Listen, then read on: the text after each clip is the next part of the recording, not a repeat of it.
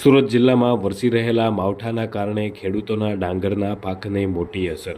ડાંગરની ખરીદી કરતી મંડળીઓએ ડાંગર લેવાનું બંધ કર્યું. સુરતના જહાંગીરપુરા ખાતે આવેલી પરસોત્તમ ફાર્મર્સ મંડળી પર ડાંગર લેવાનું બંધ કરી દેવાયું. ગોડાઉન ફૂલ થઈ જતાં આ નિર્ણય લેવાયો. અત્યાર સુધીમાં 20 મંડળીઓ પર 75,000 ગુણી ચોમાસું ડાંગર ગુણીની આવક થઈ છે. ત્યારે ડાંગર પલળી જતાં ખેડૂતોને મોટું નુકસાન થયું છે. ખેડૂતો માટે સરકાર આર્થિક પેકેજ જાહેર કરે તેવી હાલ માંગ કરવામાં આવી છે. મારું નામ મનહરભાઈ પટેલ, હું પુરુષોત્તમ ફાર્મર્સના ચેરમેન તરીકે છેલ્લા 2 વર્ષથી સેવા આપું છું.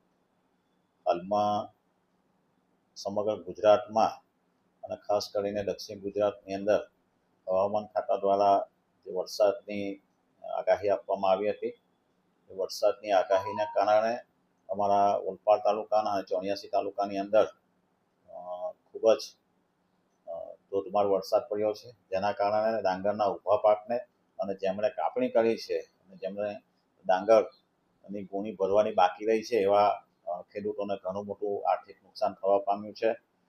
ખાસ કરીને અમારા સભ્ય મંડળીની વાત કરું તો અમારા સાયન્સ સેન્ટર પર ગઈકાલ સુધીમાં 43,471 ગુણીની આવક થઈ છે. જહાંગીરપુરા 74,971 અને ઓલપાડ 1,37,000 ગુણીની આવક થવા પામી છે.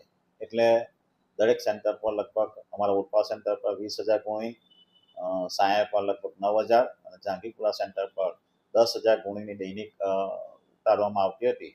પણ ગઈકાલથી વરસાદી માહોલના કારણે હાલ પૂરતું લોકોનું ડાંગર લેવાનું મુલતવી રાખવામાં આવેલ છે. જ્યારે પણ ઉઘાડ નીકળશે અને ત્યારે સભ્ય મંડળીના સભાસદોનું ડાંગર લેવામાં આવશે.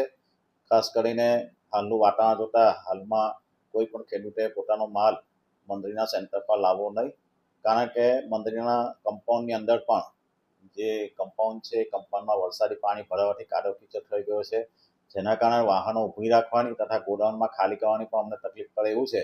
એટલે ખાસ કરીને સભાસદોને વિનંતી, જ્યાં સુધી ઉઘાડ ન નીકળે અને બીજી કોઈ જાણ ન કરવામાં આવે ત્યાં સુધી આપનો માલ આપના ઘરે સુરક્ષિત જગ્યાએ રાખવા આપને નમ્ર અપીલ છે.